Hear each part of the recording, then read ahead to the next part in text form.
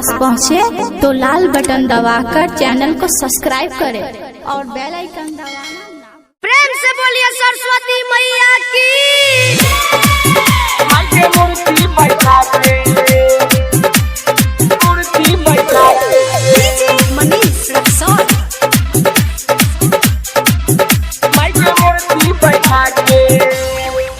पूजा करेला सेवा का माई के मूर्ति बैठा के, पूजा करेला सबका, पूजा करेला सबका माई के मूर्ति बैठा के।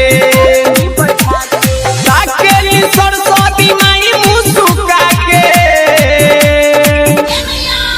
पूजा करेला सेवा का माई के मूर्ति बैठा के, पूजा करेला सबका, पूजा करेला सबका माई के मूर्ति बैठा के, माई के मूर्ति बैठा के, मूर्ति बैठा के।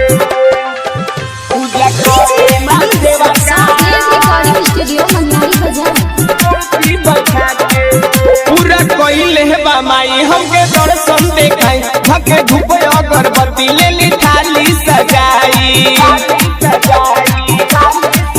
पूरा कइले बा माई हमके दर्शन देखाई, भके धूप अगरबत्ती लेली थाली सजाई। कोई पौवा रंगेला, कोई नौवा रंगेला, कोई फूल बरसावेला, कोई रूप निहारेला। सोना भइल सरस्वती माई के,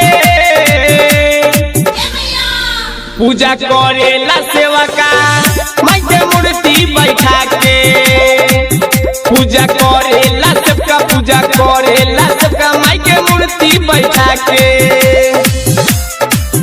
माई के मूर्ति बैठा के, मूर्ति बैठा के। माई के मूर्ति बैठा के, माई हंस सवार कके ले बाबिना, राइटर बिट्टू बिहारी पूजा करे रोजीना।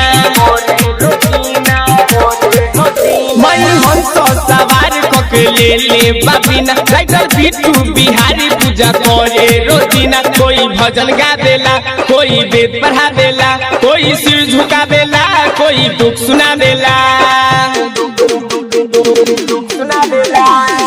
इंदल पटेल आइले दिया राजा के,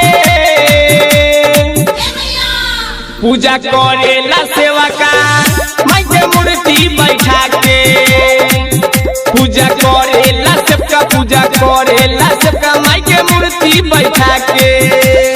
recording by Dev recording studio.